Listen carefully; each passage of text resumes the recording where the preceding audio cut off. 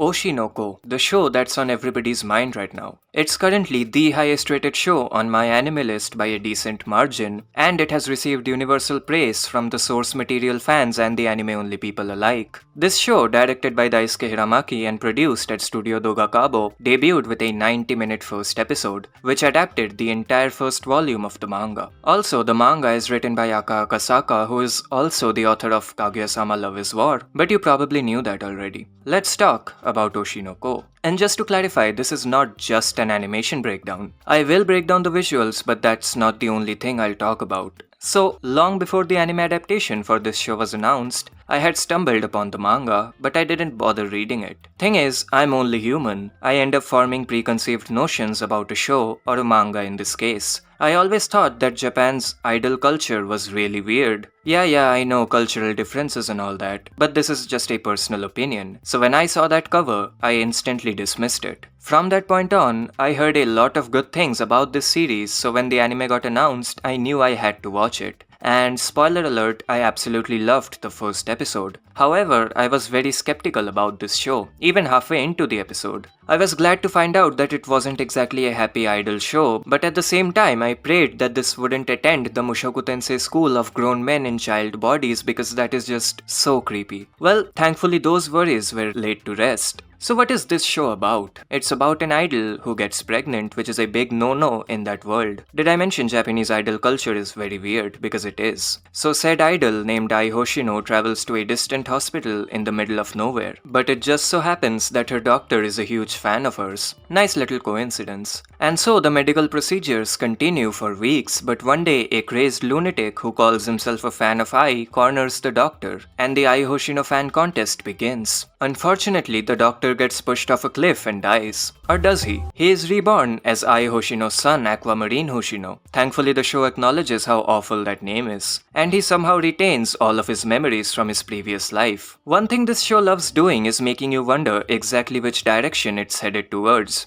Initially, it felt like it would go down the slice of life route featuring the secluded life of a popular idol, but shortly thereafter it felt like a dark thriller, and then it switched up again. This time it felt like a grounded show which explores the harsh realities of the industry, with a little bit of the supernatural thrown in there. And finally, it seems to have settled down as an edgy, revenge-oriented show. It's a 90-minute premiere, but these twists and turns makes the episode really enjoyable to watch. Keeps you on the edge of your seat, I believe that's the technical term. The protagonist, Goro Amemiya, who is reborn as Aquamarine Hoshino, isn't exactly the most interesting character in the world. There's nothing wrong with him, but nothing stands out either. His character dynamic with Sarina Tendoji, aka Ruby, was compelling, but now that they've both been reborn and interact regularly, their dynamic ends up getting reset. And speaking of Ruby, she's an interesting character. She obviously lacks maturity, which means the show can do a lot with her down the line. She was finally able to walk once she was reborn, and watching her learn to dance was a touching moment. One of the highlights of this episode.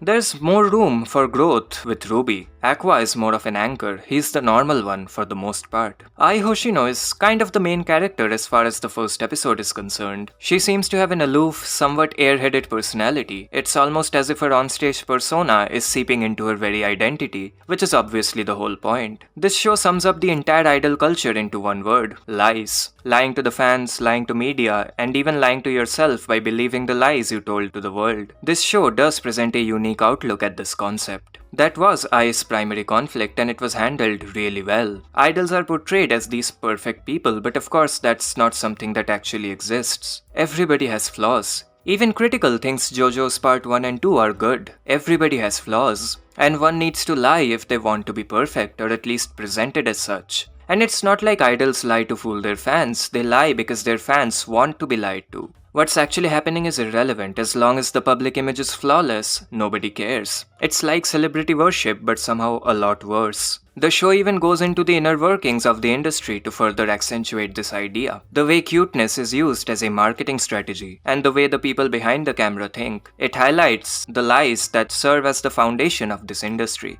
That brings us to Ai's death, which was absolutely phenomenal. It was the perfect send-off because she knew that the words she spoke during her final moments were true. It was sad. People aren't exaggerating, and the hauntingly beautiful visuals only make it more special. And speaking of visuals, here's a little breakdown. This show isn't exactly a full Sakuga extravaganza, obviously not, but it was a very good looking episode. It had a very vibrant look with glossy lighting, especially during the performances, which made everything feel artificial, and that's the whole point. Glitz and glamour rarely feels organic. While the first half of this episode was fairly normal looking, it did have that occasional burst of character acting, most of which was very stereotypically idol-esque, if that makes any sense. It's that cutesy body language and expressions which are very common in anime, especially in the moe and idol genres. This walk cycle, for example, it has a lot of personality. The cheerful body language is really well handled. I like the color palette here. It's very ominous and the shades of green are sickening in a good way.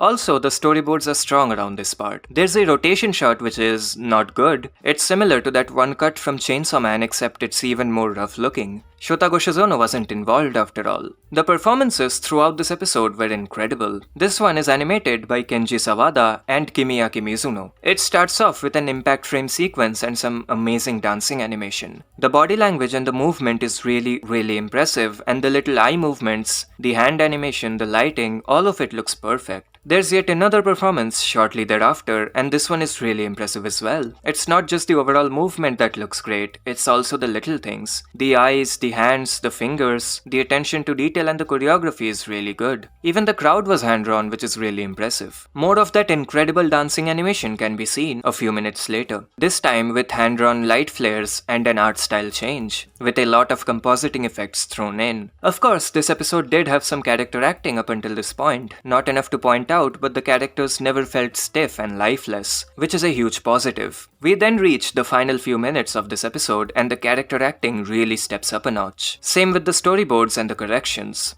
Speaking of corrections, let me introduce you to Kanna Hirayama, whose fingerprints were all over this episode, especially around this part. She is the character designer and the chief animation director for this show, and her corrections are ridiculously detailed. But of course, the actual character acting was incredible as well. The stellar body language and facial expressions on the stalker guy, for example, or the frantic running, or the desperation on Aqua's face as he calls the ambulance. Every emotion is so well captured. A lot of the character acting here is animated by Danny Cho?